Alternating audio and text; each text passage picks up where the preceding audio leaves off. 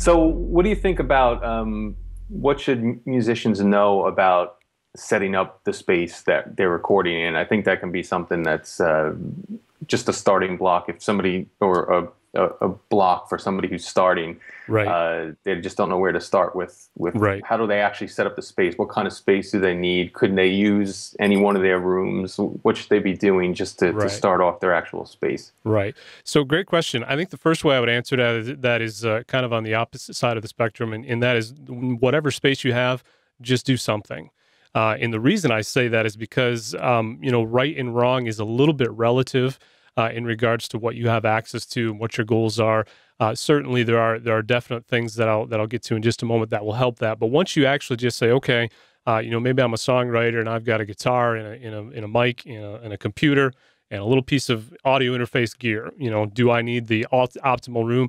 First recommendation is just to start recording, because what you're going to do is you're going to learn the deficiencies of maybe your space and how you can improve along the way. So when we kind of get into, okay, how can we actually improve a space? What kind of space could we use?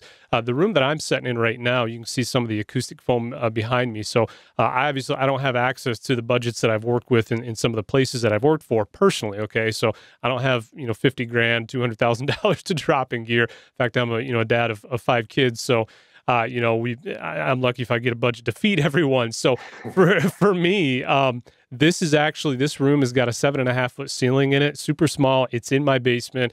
I've got a stairwell that is directly behind this acoustic foam that you see, and it's actually only about 10.5 feet wide and just a little shorter than about 8.5 deep as far as the position that I'm into, and really not ideal at all.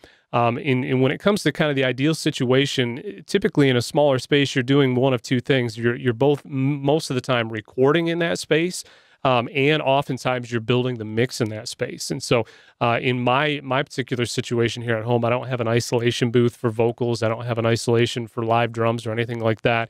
If I, in the off chance I would do those things, I would use another room here in the house. So, what you're really after, as much as possible, though, is the biggest thing is what's called early reflections. You're looking for a space that is relative to what it is you're trying to record. So, if you're trying to record a vocal or if you're trying to record an acoustic guitar, you've got a little bit more freedom because of the energy level of those things. And if you were going to try and record, say, a live drum set or a full half stack, electric guitar just cranked out. And what we call early reflections is what happens to that sound when it leaves whatever you're trying to record in the space you're trying to record. If it's a room like mine that's relatively small and the walls are drywall, it's flat, that sound then tends to hit the walls and then bounce back often all over the place. And when you put an open mic in that kind of space, what you'll end up happening is you're recording both the source and those early reflections. And so larger spaces tend to work a little better for recording because it gives a little more buffer between those early reflections. And then the ability to do some kind of treatment like what I've done here in my room, at least to get started on that, is all optimal. And there's a lot more kind of that maybe goes into the space. But really, if you kind of get started, there's an awful lot that can be done in a smaller space. You just got to kind of think things a little bit differently than some of the guys that maybe have, access to whatever their hearts could desire. So that's Right. kind of a general overview. Yeah, and just I guess as far as I know, it would depend on the spaces, but just as a general thing, would it be better to have a bigger space with less, sound absorption in it, or a smaller space that, kind of like the room that you're in, where you're Right. fully absorbed with the sound? So great question. It's a little bit depending on the scenario and depending on what you're Right. trying to record. I would tend to lead toward more a larger space. So the smaller the space you get, the more you're going to have to create things like depth and using reverbs and delays, things that make what you're recording feel like it's actually in a larger space. The Right. smaller your room is, the more you're going to have to create those things in the box, so to speak. Okay. So because of my spaces being so small, I actually don't recommend this amount of treatment unless you're in a room that is so small that pretty much you have no choice because without getting into too technical, certain frequencies actually require a certain amount of space for that wave file to complete, such as, say, 60 cycles or 60 hertz, kind of that bass low end region. So if I emit bass in a room, it actually, that sound wave requires a certain amount of space to kind of come out, and that space as it's traveling to complete fully requires a certain amount of distance. I don't have that in my room. So what tends to happen is those are frequencies that when they hit the wall, they kind of cancel one another out. And so I've got dips and peaks and in all sorts of areas. So when you've got a smaller space, you need technically you tend to need a lot more treatment. And I recommend in a smaller space treating as much as you possibly can. Now, in a larger space, you have a lot more freedom again because you're typically, you don't have to be as close to a wall with those early reflections. So you can focus more on breaking up some of the sound by using a few acoustic panels in more strategic places. So I would tend to lean toward a larger space. But again, start with what you've got, and then as you're hitting hurdles, that kind of you both learn the process and begin to plan for maybe kind of upgrading and where you can go from there. Right. So basically, in a larger space, you may be getting a sound with how it produces its reverb and that kind of thing that already sounds pretty good, and then you're just fixing that later as opposed to completely adding it on later. Exactly. And again, keeping kind of in the idea of the home music studio environment, often we're doing both the mixing and the tracking many times in the same room. But a larger room, the room itself, when you're putting an open mic in the room, actually has a lot to do with the type of sound that you're going to be able to record. And so a bigger space can actually be a really much more beneficial, even than, a small super drive space as far as what you're capturing on the front side of that. Yeah. Right. And also just to, about what you just touched on there, is that a good thing to be recording and mixing in the same space, or are there things that lend themselves better to being in a different room for each of those?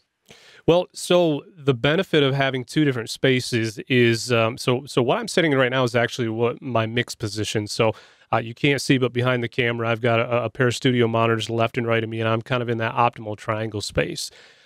This being my mix position in this room, what I can actually do is sort of tune this room. What my ultimate goal is now. There's still some things I would like to be able to do in this room. Just don't have the budget yet in dealing with my low end. But the benefit of having a space that is specifically designed to mix is you would treat that spot a little bit different than you would a space designed to just track and record in. It's, as we said, if you're recording in a bigger room, it can be great to have a larger space to record in, because your mics can be plenty distance away from any potential early reflections, and then just having a larger space and then kind of that natural acoustic can be great. When I'm trying to treat and really think about my mix position, I'm really thinking about two things in this position. What is this room telling me in regards to the peaks and valleys of the audio that are coming out of my speakers? So across the whole EQ spectrum, the room might be amplifying the highs in my mix, or cutting some of the lows. And so if I'm sitting in this position and I'm listening to that, then my room is kind of lying to me. And so that changes how I would mix. So one thing has to do with kind of those peaks and those valleys, and typically some type of acoustic foam, proper placement, and kind of working on the flattest spot, if you will, in your room can kind of go a long ways with that. And then the other thing has to do with the space is what we would call just decay of frequencies. So you may have a frequency that is coming out of your speakers at the same volume, if you will, peak volume of, that's just case in point. So you've got mid-range, and maybe it's coming out at the same volume as your high range. But if your high range frequency actually takes longer to kind of fade out in the space, then you're also getting kind of an unrealistic picture of what is happening in a mix. So you would actually treat a mix position a little bit different in order to kind of flatten out what you're hearing from what you would treat kind of in an open space to record. Typically in an open space, you're really just after controlling those early reflections, and those could be by diffusing the sound a little bit. There are certain panels that are just designed when the sound hits it, it just breaks up and kind of reflects in random directions. Or you don't need anywhere near the amount of panels that I have in me. So if you have the ability to do both, that's really optimal. Sometimes not always the case in the home studio environment, though. Right. So basically, the mixing space you want to be pretty flat and dry so that you're Yeah. hearing the true sound of the song come out at you. Exactly. That's Okay. optimal. Yeah. So And if then in you're a recording space, you want to get some of those details and reflections coming in. yeah, some of the bigness of that room is actually captured and can really create kind of a bigger track as you're doing without having to emulate that more inside the recording software in the ideal world. Yeah. Yeah. Cool.